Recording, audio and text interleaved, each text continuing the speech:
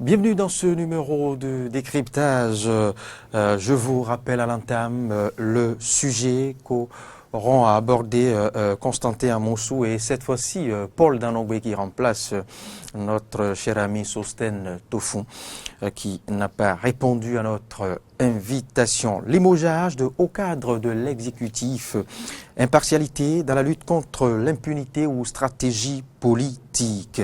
Et je vous le disais tout à l'heure à l'entame que des opérations irrégulières de lotissement et de transactions dans le quartier Fillon 1, dans le 12e arrondissement de Cotonou, et dans une zone bien précise, une zone à vocation touristique et exclusive de la route des pêches, ont emporté dans la soirée de ce mercredi 20 février 2019 deux principaux cadres de la rupture, à savoir le désormais ancien préfet du littoral, Modeste Otobola, et son ministre de tutelle, le ministre de la décentralisation, Barnabé Dassigli. Comment comprendre cet exposé du Conseil des ministres et est-ce maintenant une lutte contre, est-ce une manière pour le gouvernement de lutter efficacement et ceci de manière impartiale contre l'impunité ou simple stratégie politique à l'avant-veille ou à la veille des échéances du 28 avril 2019. Interrogation qu'auront à aborder, je l'ai dit, Constantin Amoussou et Paul Danogbe. Bonjour Paul. Bonjour monsieur le journaliste. Constantin Amoussou, bonjour. Bonjour cher ami. Et merci d'avoir accepté notre invitation. C'est un bonheur d'être ici à vos côtés. Mais avant d'entrer dans le vif du sujet, j'aimerais d'abord vous demander d'apprécier, je dirais, l'exposé du Conseil des ministres que vous avez suivi sur les différents canaux officiels et officieux, sur les médias dans la soirée de ce mercredi 20 février 2019. L'exposé dans son entièreté ou le passage relatif? Le passage relatif, justement, le passage relatif. Okay, très bien. Et il faut observer que nous sommes dans un état de droit. Nous sommes en démocratie et en particulier notre pays, depuis le renouveau démocratique, s'est fait le devoir, à travers sa constitution, de se faire le protecteur du bien public. Et à cet effet, l'article 35 de la Constitution exigeait déjà, c'est fondamental, que chaque citoyen appelé à une fonction publique où il y a une charge politique soit en devoir de l'accomplir avec compétence, conscience, dévouement et probité. Au regard de cela, il y avait des raisons de s'interroger sur comment nous avons pu en arriver là, à savoir porter à des responsabilités aussi élevées. Préfet de police de la République, préfet d'un département aussi important que le département du littoral, et même ministre de la République, capable d'avoir pu entretenir tel rapport avec le bien public, de l'avoir aliéné, et non pas seulement de l'avoir aliéné, mais de l'avoir aliéné dans leur intérêt personnel par ailleurs. Il y a des raisons de s'interroger sur ce que devient notre État, pas seulement aujourd'hui, mais de façon générale, sur le respect que nos compatriotes ont de notre État, du bien public. Et l'esprit du Conseil des ministres donne seulement à constater que la dégradation morale est très avancée.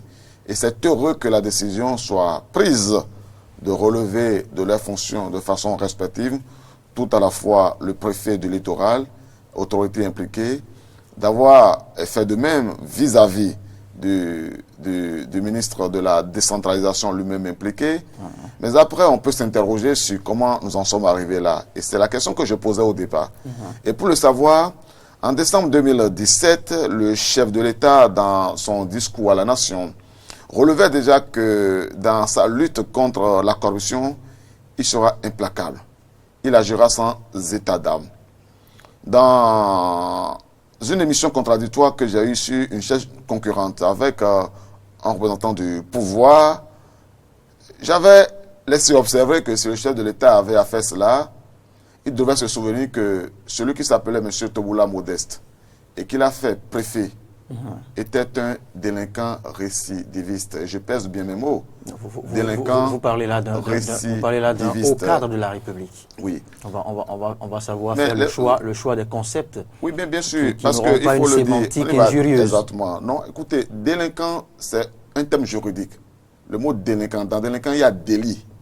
Délinquant, c'est un terme juridique. Et donc, un délinquant, c'est une personne qui enfreint la loi. Ce n'est donc pas une injure. Un délinquant, c'est une personne qui enfreint la loi. La loi dit d'aller à gauche.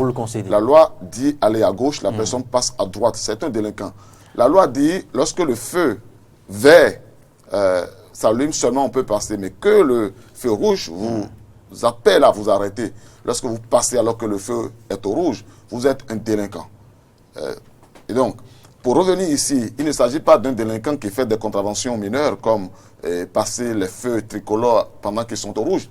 Il s'agit d'un délinquant dont le champ d'expérience, dont le champ d'opération. Mais là, vous remontez bien au-delà du mandat Patrice Talon. Non, j'ai dit non. Oui, enfin, quand vous dites remonter, je vous dis vous remontez à l'histoire. Mais ce qui nous intéresse ici, c'est... Cela est important, et vous savez pourquoi je le fais. Cela est important parce que je considère que tel qu'on fait son lit, on se couche. Oui. Ce qui nous intéresse ici, c'est... en langue nationale, on l'a bien dit au départ, c'est cet extrait du Conseil des ministres. D'accord, mais ça nous permet de faire une extrapolation pour voir comment on en est arrivé là.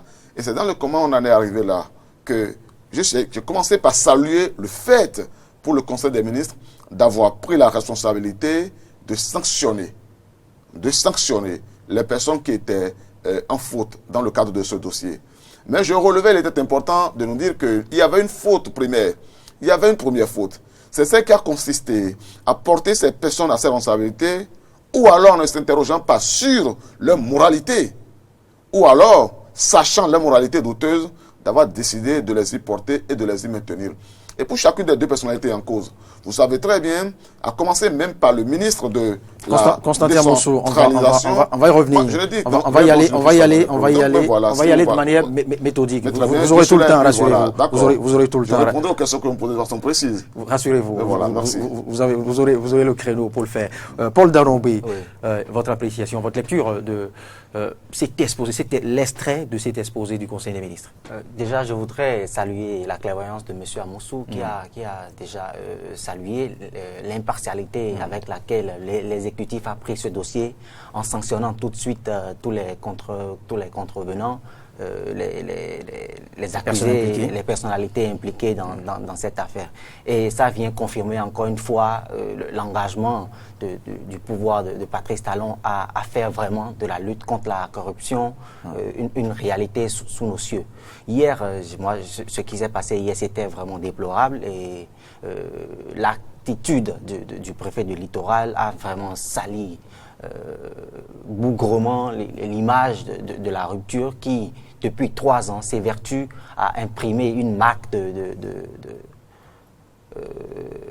comment dirais-je, une bonne attitude, une nouvelle dynamique, une nouvelle façon de gérer la chose publique. Oui, merci Paul Darombé. Constantin Amoussou, reprécisons notre exercice de ce matin. Nous allons faire fi quelque peu de l'histoire, de ce passé que vous avez de mal à oublier.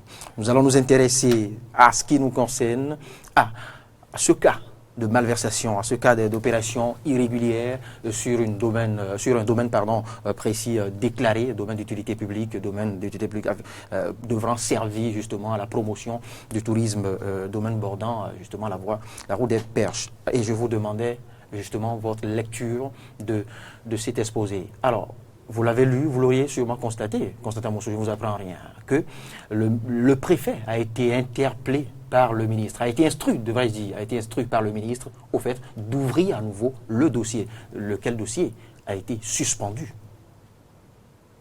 Oui, quel est le détail sur lequel vous voulez que je me Justement, parce que vous disiez tantôt, vous avez commencé à constater à votre prise de parole le caractère, pour faire usage de votre concept de délinquant, de tel ou tel cadre. Mais je tiens à vous rappeler que le préfet du littoral, enfin le désormais ancien préfet du littoral, n'y est pas allé comme par caprice.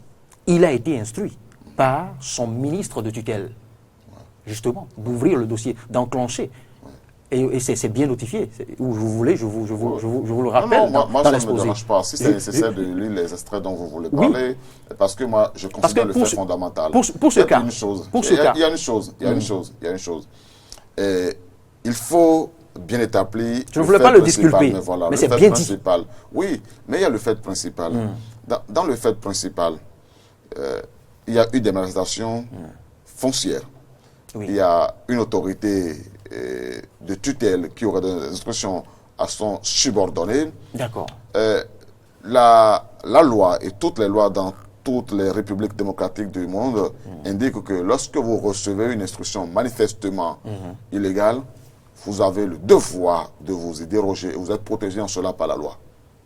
Et donc personne, comme on dit, ne peut se prévaloir du fait qu'il a plu pour faire pipi dans son caleçon et dire que mais manifestement la pluie était un contexte, disons, favorable ou d'excuses à ce qu'il ait pu se permettre de faire pipi dans le caleçon. Mais il y a là quand même une mince part d'excuses. Non, ce que cela indique, c'est simplement qu'il y a eu une complicité entre deux acteurs qui ont décidé de passer outre la loi. Parce que les instructions qui sont données par un supérieur hiérarchique, vous y voyez plutôt de la complicité. Ce fut-il agi d'un président de la République, ne peuvent pas remplacer l'état de droit. Qu'est-ce que l'état de droit? C'est intéressant peut-être d'aller sur ça. Quand je m'y mets, vous avez le sentiment que je sors du sujet. Mais c'est ça qui est la vérité. Si vous ne comprenez pas les constats, si vous ne conceptualisez pas le sujet, vous passerez hors. Dans un état de droit, il ne faudra pas trop l'étendre, quitte à non, je ne sais pas aux téléspectateurs, aux auditeurs. Dans un état de droit, ce qui compte, ce n'est pas les instructions. Ce ne sont pas les instructions qui sont données par le supérieur hiérarchique. C'est de savoir si ces instructions sont conformes à la loi. Si elles sont conformes à la loi, vous avez l'obligation de vous y conformer. Et ce faisant, vous respectez tout à la fois la hiérarchie et la loi. Mais lorsque votre hiérarchie vous demande de commettre un acte délictueux, de commettre une infraction, que vous la commettez sous le prétexte que vous êtes en train d'obéir à l'autorité, vous êtes fait complice d'illégalité, donc de violation de la loi, vous serez sanctionné au même titre que l'autorité. Et puis on a des raisons de penser, dans les éléments du dossier tels que je les ai vus, que le préfet lui-même a pu être acquéreur, que des proches de lui ont pu être acquéreurs de parcelles dans le domaine. Et donc il n'y a pas que cet aspect. Il y a aussi les intérêts auxquels ces personnes se sont permis d'avoir droit dans le cadre de ces transactions frauduleuses qui se sont opérées. Et finir là-dessus en disant, là où c'était essentiel de rappeler et de situer le dossier dans l'environnement, disons, politique, sociologique ou culturel, c'est aussi de considérer que lorsque vous êtes un chef d'État qui dit avoir la vocation de lutter contre la corruption, vous faites attention. Vous faites attention au choix de vos collaborateurs et vous faites attention aux cris d'alarme, aux alertes qui sont lancées sur les profils sociologiques, culturels, sur les faits, les actes, sur le passé, sur les comportements des acteurs que vous avez portés à des responsabilités. Mais enfin, finir là-dessus en disant que ce qu'il y a de plus triste dans ce dossier, c'est quand même d'observer que cette autorité, je veux dire, le préfet du littoral a pu avoir pris des mesures les plus sévères vis-à-vis d'une autorité, notamment le maire de Cotonou, au prétexte justement qu'il était soupçonné d'avoir posé l'acte que lui il est en train de poser aujourd'hui. Donc, il savait qu'il était très dangereux de poser tel acte et cependant s'est permis de le poser. Après cela, que pouvez-vous penser de lui? Que pouvez-vous penser de la rupture de sa sincérité de vouloir lutter contre la corruption? Après, c'est vrai qu'aujourd'hui une sanction est prise et ça, je respecte. Jusque-là, Constantin Amoussou continue de douter de la volonté du gouvernement de lutter contre l'impunité. On va y venir maintenant, ce sera le gros volet qu'on aura ouvert maintenant.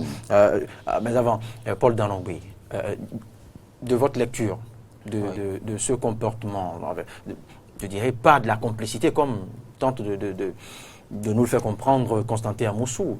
Je me refuse d'y voir une complicité, mais plutôt le respect vis-à-vis de l'autorité, puisque le préfet, l'ancien préfet a été instruit par son supérieur hiérarchique.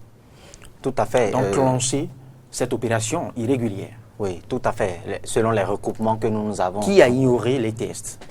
Qui a ignoré les tests, on ne saurait le situer parce que nous ne sommes pas du monde judiciaire. Nous allons plutôt nous en tenir au recoupement que nous avons eu.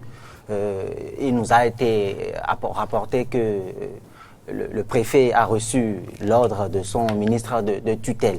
Ben, je comprends, je salue, je suis quelque part d'accord avec M. Constantin Amoussou quand il dit que l'autorité préfectorale, en apportant sa signature peut-être à l'ordre qu'il a reçu de son ministre de tutelle, fait quelque part preuve de complicité. Et donc, encore une fois, je dis... c'est un acte à décourager, et le préfet qui, si on se rappelle, si on se ramène à l'histoire, qui a participé ou qui a sonné la révocation du maire Léadi Soglo, devrait quand même savoir qu'il y a un certain nombre de règles à ne pas franchir pour quand même continuer à imprimer cette marque de bonne gouvernance que porte le pouvoir auquel il appartient. Et donc, on ne saurait dire ici que c'est un acte fait en parfaite complicité. Je crois que le ministre Barnabé Dassigli a fait preuve de légèreté en laissant toute autonomie au préfet pour agir, parce que selon ce que nous avons appris, c'est que le préfet a agi en toute autonomie sans pouvoir consulter son autorité de tutelle Plutôt le contraire. C'est bien l'autorité qui l'a instruit, qui a instruit le préfet d'enclencher. Les avis sont divers, et c'est pour ça que je dis que du moment où nous ne sommes pas de la justice, nous saurons situer les faits. C'est bien ce que dit l'exposé du Conseil des ministres, l'extrait de l'exposé du Conseil des ministres. Maintenant, revenons maintenant à la lutte contre l'impunité que se refusait d'accepter Constantin Amoussou tantôt dans ses propos. Constantin, doit-on y lire, à travers l'acte de l'exécutif, doit-on y lire une volonté ferme de mener une lutte en toute impartialité contre l'impunité? Il faut regarder les faits dans leur ensemble. Il faut distinguer les épiphénomènes des principes, du mode opératoire, du fonctionnement. Une chose, nous avons été mis au courant de ce dossier parce que le gouvernement a bien voulu l'instruire en Conseil des ministres et le porter à la connaissance de la population. Je voudrais croire que vous n'assimilez pas ce dossier sensible à un épiphénomène. Lorsqu'un fait est pris isolément et qu'il ne rentre pas dans un ensemble global, il est un épiphénomène. Il devient un phénomène à partir du moment où... Pas ce sujet aussi sensible, non. aussi important. Quand je dis un épiphénomène, ce n'est pas que je banalise le fait, l'acte posé par le préfet. Ce qui est un épiphénomène, c'est la décision de les faire juger, là non plus, de les relever, là non plus, cette décision... Parce que, s'il vous plaît, il y a deux choses. Il y a deux choses. Il ne s'agit pas, il n'est pas que d'avoir agi de façon spécifique dans un cas parmi 1000 pour dire que vous êtes en train de mener une lutte globale contre la corruption. Il faut commencer à le faire quand même. Voilà. Oui, je suis d'avis et j'ai dit que je salue le fait, en relevant même que le Conseil, il ne s'agit par exemple pas là d'un dossier dans lequel ce sont les acteurs de la société civile qui auraient révélé quoi que ce soit. C'est le pouvoir lui-même qui s'est saisi, qui a remarqué les faits, qui les a portés à la connaissance. J'ai salué ça. Mais j'ai dit qu'il est trop tôt pour dire que le pouvoir est engagé dans une dynamique de lutte implacable contre la corruption. Parce que ça, pour le dire, il faut pouvoir citer 1, 2, 3, 4, 5, 6, 7, 8 cas. Et quand on voit ça... Pas forcément le nombre que vous dites. Pas forcément, oui. Constantin Amoussou. S'il ne faut s'en tenir qu'au nombre pour pouvoir apprécier... Est-ce que l'Hirondelle fait le pointin? Est-ce que l'Hirondelle fait le pointin? Moi, je pense les choses. Je ne suis pas la première fois que le gouvernement sanctionne. Il s'est agi hier d'un préfet. Je dirais l'un des plus visibles, du préfet du littoral. Et ce n'était pas tout. Du ministre de la décentralisation. Et jusque-là, vous y voyez un épiphénomène des faits anodins. Écoutez, moi, je ne suis pas né de la dernière pluie.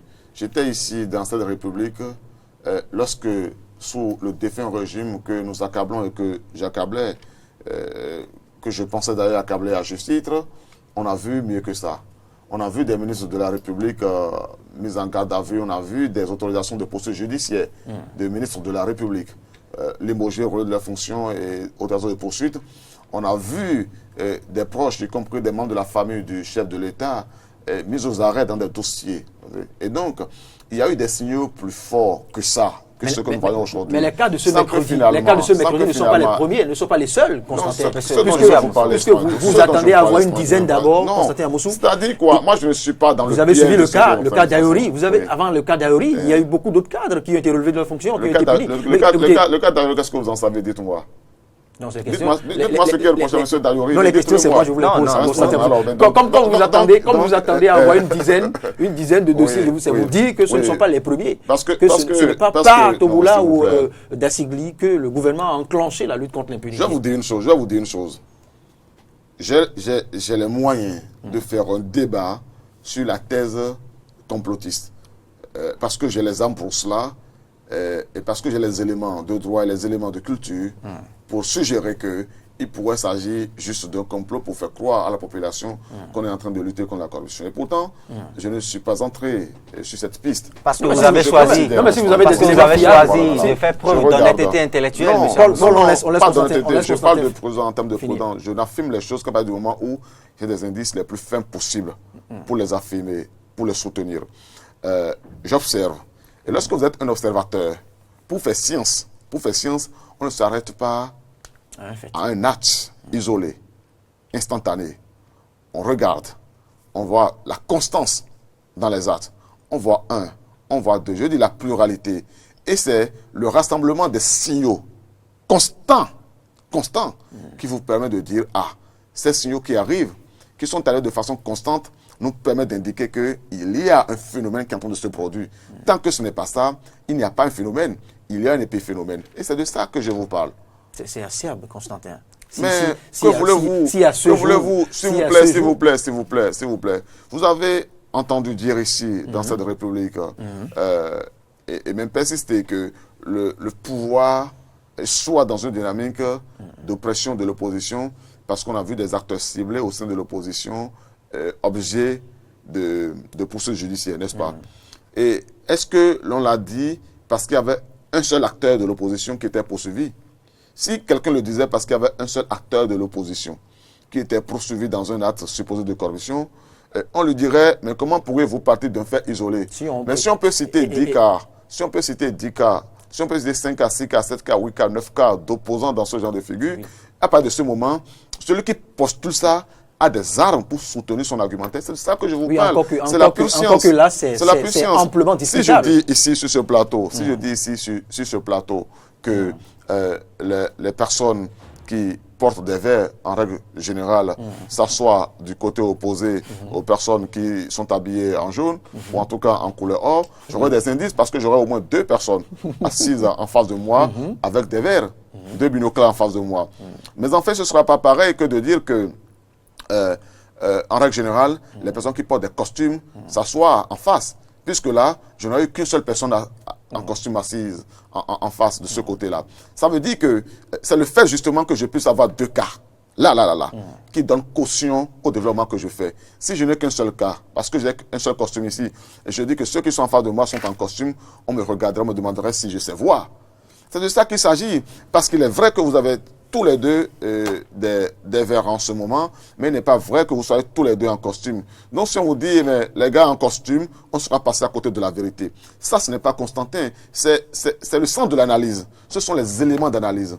La science se fait avec le rassemblement d'éléments constants qui convergent comme dans un faisceau, pour permettre de dégager un sens donné. Tant que ce n'est pas fait, nous on est dans des éléments isolés. Il y a le préfet Togola, mais avant le préfet Togola, il y a M. Tonato. Lorsque M. Tonato s'est permis d'acheter à 5 millions l'unité et d'en acheter une certaine quantité, 100 ou je ne sais plus trop combien, des motos qui étaient disponibles sur le marché avec la proposition d'un des concurrents à 900 et quelques mille. N'avez-vous pas été surpris de voir que le chef de l'État ne s'est pas cru devoir non seulement le relever de ses fonctions, mais en plus le faire poursuivre et qu'il y a eu des arrangements tels qu'on a dit, bon finalement, l'opérateur revoit le prix à la baisse. Quand vous le dites ainsi, c'est à croire que... Alors dites-moi comment. Dites-moi comment ça s'est passé. Ça n'est pas le sujet, mais il faut préciser qu'il s'agit d'un projet du ministère du cadre de vie. Oui, alors. Vous vous dites que quand M. Tonato... C'est à croire que M. Tonato... Il n'est pas le ministre du cadre de vie? Non, je viens de le préciser. Non, allons sur les faits. Les faits, c'est quoi? Les faits, c'est quoi? S'il vous plaît, les faits, c'est quoi? Les faits, c'est quoi? Les faits indiquent que, il y a eu un appel d'offres, qu'il y a eu l'un des compétiteurs qui a proposé une offre en dessous de 1 million pour les mêmes caractéristiques de moto. Qu'il y a eu un autre qui a proposé 5 millions, c'est-à-dire plus de 5 fois son offre, que dans les règles des marchés publics, tant qu'il y a une offre de moindre coût, à la même qualité, l'on est obligé de choisir le coût le plus bas, et que par devers, en violation de tout cela, les cadres du ministère, avec validation du ministre, se sont permis de faire acheter les biens à 5 fois le prix. On a tous suivi ce point de presse qui a exposé cette malversation. Et donc, vous ne voulez pas que j'en parle. Mais pourquoi? Alors, moi, je veux. Si vous ne voulez pas que j'en parle, soit, mais vous devez me dire... Puisque ça n'est pas le menu. Jusqu'à présent, puisque ça n'est pas le menu de notre... C'est un exemple que vous avez... Rappelez-moi, vous pouvez rappeler votre thème. Le thème, c'est limogeage de haut cadre de l'exécutif. Lutte contre l'impunité ou stratégie de politique. Mais alors... J'ai dit, pour parler de lutte contre l'impunité, il faut que ce soit un dispositif général. Qu'on peut citer 1, 2, 3, 4, 5 cas. Si l'on ne peut citer qu'un seul cas, l'on n'est pas en situation de dire qu'on est dans le cadre de la lutte. Peut-être même Constantin Moussou. Et c'est en ce moment ceux qui soupçonneraient des thèses d'une éventuelle volonté de livrer celui qui apparaît dans l'opinion comme le bourreau des populations parce que nous sommes en période électorale. Et ça, c'est du Machiavel. Plus chacun de vous le sait, parce qu'il enseigne Machiavel que lorsque vous pouvez utiliser les mains d'un autre homme que vous-même pour faire du mal, de sorte que ce mal soit utile pour vous parce que cela fasse en sorte que l'on ait peur de vous, faites-le, dit Machiavel. Mais ensuite, aussitôt que vous avez fait ce mal et que vous avez eu le résultat que vous recherchiez, n'hésitez pas à prendre la main que vous avez utilisée, la personne dont vous avez utilisé la main, la porter sur la place publique et la décapiter. Parce que ce faisant, la population qui aura été et qui aura vu son bourreau en train d'être exécuté, tombera dans les bras de celui qui le fait exécuter, cependant, et en ce moment donc, décidera de vous soutenir. Et on a des raisons éventuellement de penser ça. Mais j'ai dit que ce sont des thèses sur lesquelles il ne me plaisait pas de m'appesantir de façon particulière. On n'a pas encore ouvert le pan si vous voulez stratégie politique ou non. Si vous voulez que nous parlions, si mon cher ami Paul Danogbe veut que nous parlions de lutte implacable contre la corruption, de lutte impartiale contre la corruption, il devrait me dire pourquoi, lorsque le dossier Ségub a été ouvert. Tous ceux qui sont les acteurs qui ont été cités, ceux d'entre eux qui sont passés du côté du pouvoir, je vais parler entre autres de l'honorable Agua, n'ont plus jamais été inquiétés. Ils devraient pouvoir me dire pour quelle raison Monsieur Kassa Barthélémy, dont le cas particulier n'a pas été évoqué devant les tribunaux. Parce que le cas qui a été conclu par les tribunaux, c'est ce qui concernait les cas de ministère. Donc pourquoi, justement, après avoir bu à lui tout seul 2 milliards et poussière d'eau contre l'intérêt de notre pays, il n'a pas été interpellé à ce jour. Constantin Moussou. Vous sachant très scientifique. Je voudrais vous rappeler, M. Amoussou, que le cas Barthélémy Kassa, ça s'est passé sous le régime défunt. Et nous avons vu la théâtralisation. Ça n'est pas une raison. Nous avons vu les simagrées que l'ancien régime a fait sur ce dossier. Maintenant, le nouveau régime est là. On a convoqué en séance extraordinaire les députés pour lever l'immunité. Constantin Moussou, on va s'écouter, on va parler et s'écouter pour permettre aux amis auditeurs et téléspectateurs de nous comprendre.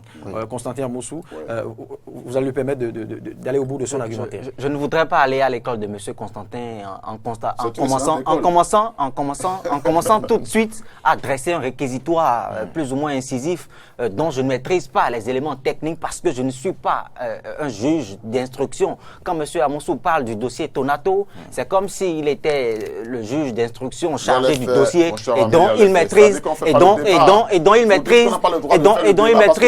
les éléments techniques. Moi, je suis pas du domaine judiciaire, donc je me refuse, je m'abstiens ici de porter un jugement de valeur sur ce que devraient faire les juges ou sur ce que le tribunal devrait faire en son temps. Moi, je veux plutôt m'appesantir sur le cas dont nous traitons actuellement.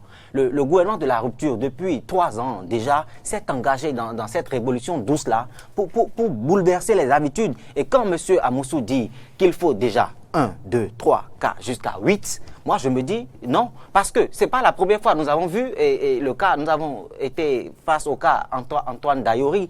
Il était un proche, il était un proche du pouvoir. Il y a plusieurs autres autorités. Monsieur Amoussou, quand vous étiez en train de parler, moi allez-y. Donc il y a eu plusieurs cas, Donc c'est pas la première fois. Et hier, c'était salutaire. Qui pouvait penser que M. Modeste Tobula, le numéro 1 des préfets, le plus bouillant, ce faillot-là, qu'il soit inquiété un jour? C'est la preuve que Patrice Talon, quand même, on peut ne pas aimer la personne de l'autorité. Mais il faut apprécier sa vélocité. Il faut apprécier la façon avec laquelle, l'impartialité avec laquelle il gère même ses proches. Je peux parfois comprendre l'opposition qui pense parfois que c'est une lutte sélective, mais encore une fois, on a la preuve. Et moi, je voudrais appeler M. Amoussou à ne plus porter un jugement de valeur sur ce que devraient faire les juges, parce que ni lui, ni moi ne sommes de ce domaine. Donc, nous n'avons pas les éléments techniques pour apprécier la culpabilité de tel ou de tel dans un dossier. Nous nous en tenons juste au recoupement que nous avons, aux informations, aux investigations que nous faisons par-ci et là. Donc, c'est trop tôt de dire, ou c'est même ambigu de dire que oui, il y a eu lutte sélective, le gouvernement est en train de faire plutôt du théâtre. Ce sont des simarrés, ce ne sont pas des simarrés. Quand vous parlez du cas Kassa, c'était sous Boni Yahi. Et nous avons vu, quand Boni Yahi avait convoqué une séance extraordinaire, on a souhaité lever l'immunité de Kassa dans ce pays. Nous avons vu comment ça s'est passé. Donc, c'est la première fois dans ce Bénin-là que moi j'ai vu le gouvernement, l'exécutif traiter les dossiers de malversation financière, de bradage de domaines publics et autres, avec autant de rigueur, avec autant de partialité. Et à l'entame de l'émission, vous l'avez reconnu. Et moi, je suis satisfait déjà que vous ayez eu l'honnêteté intellectuelle de reconnaître quand même cette impartialité avec laquelle Patrice Talon gère actuellement notre cité. Constantin Amoussou ne se refuse pas au fait de reconnaître, mais pour Constantin Amoussou, il faille réunir une bonne dizaine de cas. Il est allé jusqu'à citer le cas des malversations, enfin des prétendues malversations du ministère, le cas Ségub et autres. Pour Constantin Amoussou, il faille juste au lendemain du cas évoqué, puni, sans autre forme d'enquête et autres. Mais c'est là où je voulais interpeller Constantin Amoussou, puisque le sachant méthodique et bien scientifique dans son analyse, il ne revient pas au gouvernement au lendemain, à la sortie de telle instance de l'État, de la société civile et autres, de punir tel ou tel cadre. Il faut ouvrir des enquêtes. Très bien. Et étudier les cas, au cas par cas, justement. Très bien. Les enquêtes ont été ouvertes? Mais attendez, est-ce que oui? Monsieur Amoussou, laissons Constantin Amoussou opiner. Cette question, nous devons la poser aux juges, au sein du tribunal. S'il vous plaît.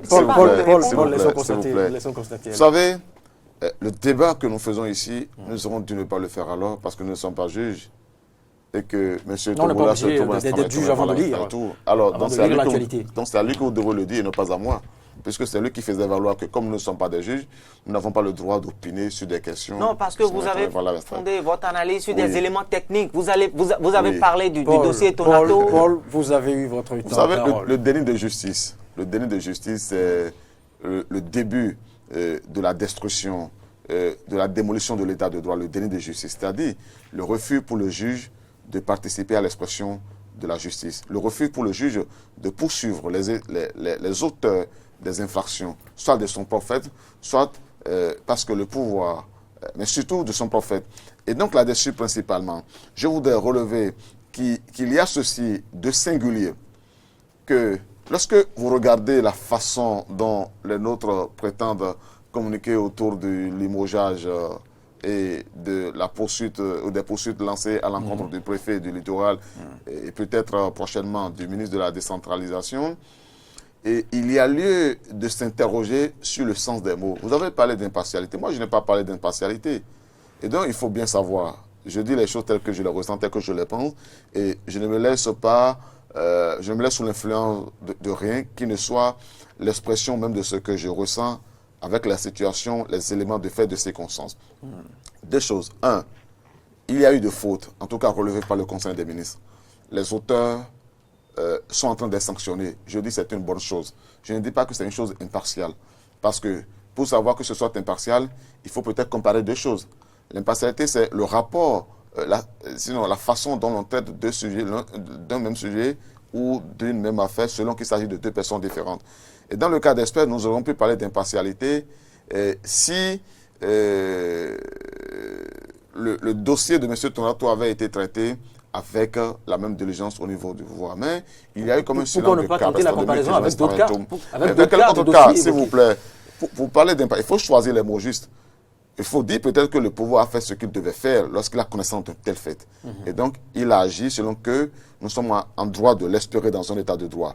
Il a posé, disons, un acte d'autorité et un acte de justice, c'est-à-dire vis-à-vis de nos compatriotes, des contributeurs que nous sommes. C'est plutôt ça. Mais l'impartialité, en revanche, pour l'évaluer, ce n'est pas le terme que j'utilise, je ne peux pas l'utiliser. C'est qu'il faille des éléments de rapport et là-dessus, considérer que, alors même que le pouvoir avait la possibilité, entre deux ou trois situations, de faire telle façon, de façon différenciée, à agir de façon équitable à l'encontre de l'une et de l'autre des cas. Ici, précisément, il s'agit de s'en tenir au fait à ce cas. Et dans ce cas, je continue à dire que c'est une bonne chose, sans considérer les autres facteurs politiques, sociologiques, culturels, circonstanciels, que c'est une bonne chose que les auteurs de ces infractions soient sanctionnés, d'abord administrativement. Plus encore, parce que M. Toboula est issu comme moi de l'École nationale d'administration de magistrature, où il sait quel est le respect que l'on a et que l'on doit avoir par formation vis-à-vis des lois de la République. Et il sait par ailleurs que dans cet ordre, le fait même d'agir de façon légère est l'expression d'une certaine incompétence. Et que l'incompétence, vu chez nous, est même encore pire que la corruption. Que dans les actes qui sont relevés, il y a tout à la fois des éléments d'incompétence. C'est-à-dire l'incapacité à identifier laquelle des instructions entre celle qui vient d'une autorité supérieure hiérarchique et celle qui est édictée par la norme de droit. Donc la loi, il faut respecter lorsque l'on est en face d'une situation. Et à supposer qu'il est fait sachant qu'il violait la Constitution, qu'il violait la hiérarchie des normes, qu'il violait les lois de la République, cela est encore plus grave parce que cela montre qu'il est tout à la fois et incompétent et corrompu.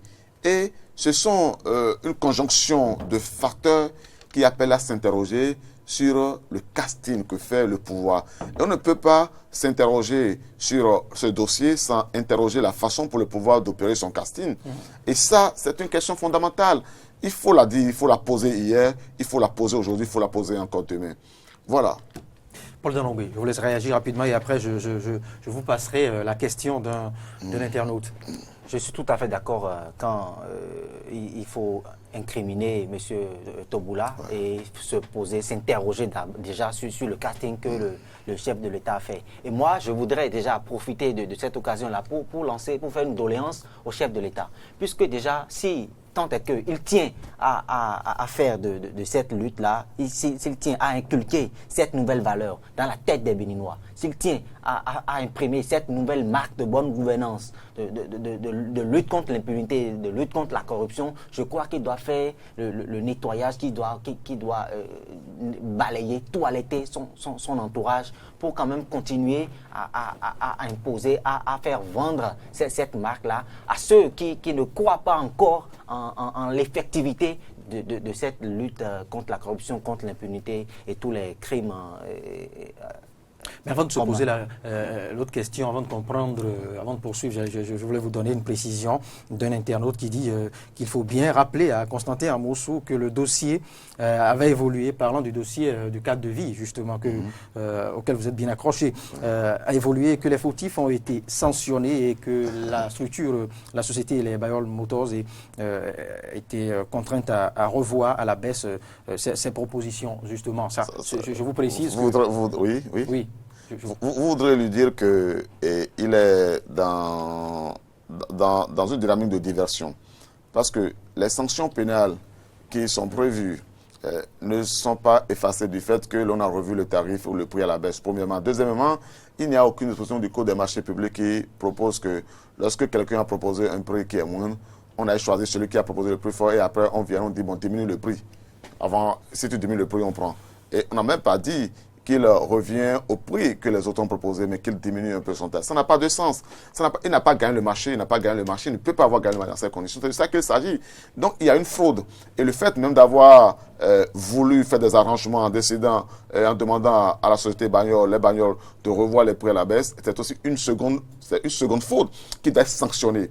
Et qui doit sanctionner tout à la fois la personne qui a instruit pour que les prix soient revus à la baisse, la société qui a posé un premier prix, qui est revenue revoir ça à la baisse par consentement, alors même qu'il y a une société qui était adjudicataire, que l'on a mis et qui a été lésée. C'est de ça qu'il s'agit. Les indications de notre internaute montrent très bien que, bien que de vouloir, enfin, au mépris de ce qu'il semble vouloir faire, à savoir défendre le pouvoir, il le plonge et montre que dans ce dossier, les gens ont commis des impairs et qu'ils ont continué d'en commettre en s'enfonçant de plus en plus. C'est comme par exemple, parfois, on décide d'un conseil des ministres en violation du code des marchés publics d'attribuer de gré à gré les marchés à telle ou à telle personne. Comme si le conseil des ministres eût été au-dessus de la loi. Et ça aussi, un jour, il en sera demandé compte à tous, y compris au président de la République. Parce que c'est justement ces faits qui sont constitutifs des faits de haute trahison, ainsi qu'ils ont été stipulés dans notre Constitution.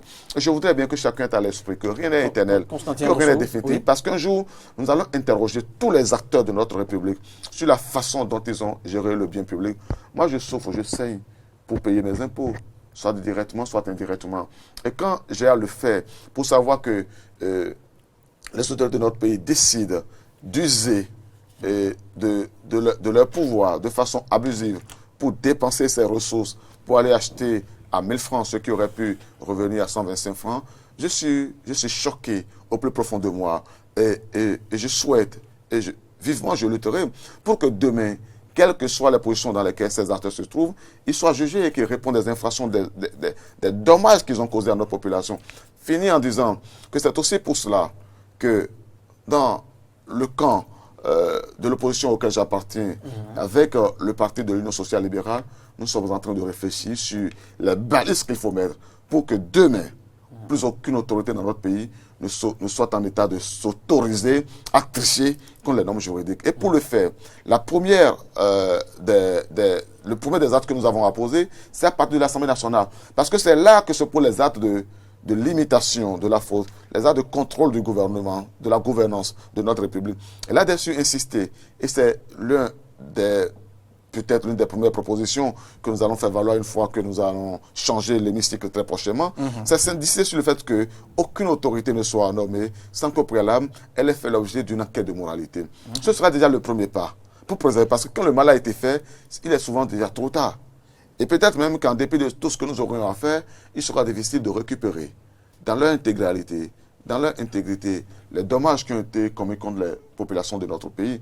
C'est comme pour considérer par exemple les cas de fraude ou de tricherie parfois dans les hôpitaux. Quand on a fini par savoir que l'on a détourné de l'argent dans un hôpital ou dans un grand centre hospitalier, vous savez que ceux qui ont dû en payer de leur vie ne peuvent pas être ressuscités après.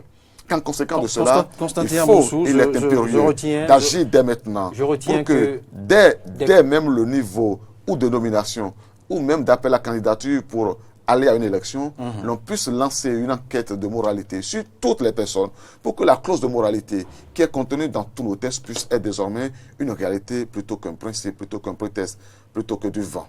Je suis tenté de partager avec vous non pas l'extrait d'un internaute ordinaire, mais je dirais la publication de Gaston Zossou dans la soirée de ce mercredi. Je ne sais pas si vous avez eu à le lire. Oui. Je ne sais pas si vous avez eu à le lire. Où il disait qu'il y a quelques années seulement, certaines catégories de fonctionnaires qu'il n'est pas utile de nommer ici, je lis mot pour mot l'extrait, oubliaient leur salaire à la banque pendant de longs mois, voire des années, parce que justement l'argent de la corruption leur servait de subvenir aisément à leurs besoins. Je passe à autre paragraphe parce que je ne pourrais pas tout vous lire.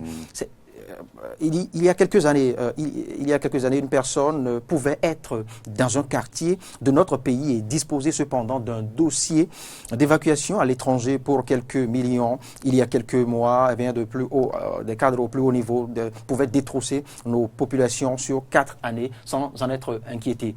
C'est vous dire quand même que des cadres, de hauts cadres de cette nation reconnaissent l'effort du gouvernement de la rupture. Contrairement à Constantin. Monsieur Davos, je suppose que, oui, puisque vous me lisez ça, oui, je vous le lis, Constantin. Vous savez, je rigole et je crois que vous avez eu envie d'amuser la galerie. Parce que M. Gaston Zossou, que je connais très bien... Parce que je vous lis des extraits de Gaston Zossou. Je pense que vous avez eu envie d'amuser... Qui n'est pas le meilleur, qui n'est pas un comédien, vous le savez. Ah mais si. Vous avez soupçonné qu'il puisse être un comédien, c'est ça?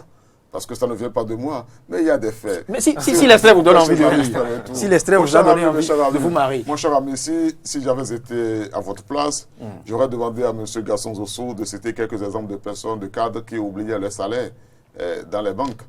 J'aurais eu envie de lui demander de me citer quelques exemples de personnes qui fussent à un endroit I et qui se faisaient supposer évacuer sanitaire. Vous savez, M. Gaston Zossou, qui est un ami à moi, est un romancier. Et il a de l'imagination, il a l'imagination fertile. Nous avions fait beaucoup de choses par le passé et je ne suis pas surpris qu'il ait eu envie de laisser libre cours à son imagination dans la façon de postuler les choses. Donc vous y voyez là le fruit de l'imagination. Mais lorsque nous sommes dans la République, que nous voulons porter des opinions sur des faits de société, il faut être rigoureux. Il faut être rigoureux. Et c'est plutôt stupéfiant de la part de quelqu'un qui assume une fonction publique. Parce que moi, j'aurais pu aussi porter quelques responsabilités, faire quelques commentaires vagues en restant dans la fumée, dans les nuages, sur les actes qui se poseraient sous la rupture en disant qu'on fait gré à gré à ces femmes extra et tout. Mais moi, je ne dis rien dont je ne peux donner la preuve. Et donc, quand je dis une chose, c'est que je peux la soutenir, pas un fait. Ce que dit M. Gaston Zossou, il ne le soutient pas par un fait. Et je voudrais que vous, si vous êtes d'accord avec lui, vous me le souteniez par un fait. Non, vous êtes deux. Je voudrais que vous êtes deux binoclats en face de moi. Et surtout que, comme par hasard, c'est à croire que mes non. Peut-être c'est à croire que mes vins dérangent Constantin Moussou. De le contraire, j'ai le sentiment qu'on voit les choses autrement selon qu'on est en vert ou sans vert. Et puisque vous... Non, plutôt que les prismes diffèrent selon les chapelles politiques. Selon qu'on soit USL, comme Constantin Moussou, ou qu'on soit peut-être pro-républicain, comme Paul Danongui. Peut-être, mais comme par coïncidence, il y a comme une communion de vues. C'est ce que j'observe. Non, ça c'est votre M. Amoussou. Et là-dessus, oui, je veux bien penser que ce que vous voulez me dire là, c'est une preuve pour soutenir les propos de M. Gaston Zossou. Si ça ne l'est pas, je veux plutôt, Constantin Amoussou, je voudrais plutôt relever ceci. Oui, dites-moi. Je refuse de croire que tout ce que M. Constantin Amoussou a décrit dans son quotidien, pas dans son quotidien, dans son argumentaire. Non. Dans mon ouvrage, Monsieur Constantin Amoussou est un amoureux des lettres, tout comme Paul Danongui. Et donc, je refuse de croire que tout ce que M. Constantin Amoussou a décrié dans son roman La liberté de mourir debout, que M. Constantin Amoussou soit devant moi et qu'il soit en train de porter atteinte à ce respect, à ce respect que j'ai eu par rapport au contenu de ce livre, parce que je vois M. Constantin Amoussou se dédire. Je vois M. Constantin Amoussou... La tribune n'est pas celle de réquisitoire. Le contenu du document, la liberté de mourir debout. Parce que ce que nous avons reproché au gouvernement... Je pourrais vous inviter en tant qu'écrivain pour vous consacrer une tribune de critique à vos différents ouvrages, rassurez-vous. Que vous soyez en train de balayer tout ceci du revers de la main. Il faut le laisser dire jusqu'à la fin. On est presque au terme de Constantin Amoussou, Paul Danongui, on est presque au terme de ce débat. Il reste la deuxième partie, la deuxième et dernière partie de ce débat qu'on n'a pas abordé. Rassurez-vous, vous aurez le temps. 30 secondes que j'ai à saisir. 30 pour rappeler quelque chose de très fondamental. Pendant 10 ans, j'ai combattu le défunt régime. Aujourd'hui encore, je ne suis pas yaïste pour un sou. Je suis toujours radicalement anti ce régime, radicalement. Non, à l'entame, vous avez dit que vous avez décrié ce régime à Paul, on peut s'écouter. Écoutons. J'ai dit que je pensais, les choses que je disais que je soutenais et que je pense encore. Constantin Amoussou. On va poursuivre ce débat. On va poursuivre ce débat parce qu'on est à quelques secondes, à quelques minutes de la conclusion. Plutôt que n'importe quel autre parti de l'opposition. Très bien, ça on le sait. Merci Constantin Amoussou pour la précision de votre couleur de votre famille politique. Alors, la question, l'autre, la dernière, qu'on se doit de se poser maintenant, vous avez tenté de l'aborder à travers cet ouvrage tant crié, tant promu, vulgarisé de Nicolas Machiavel. Doit-on n'y voir que de la stratégie politique? Oui, non. J'aime bien comment vous avez posé la question. Doit-on n'y voir que la syntaxe?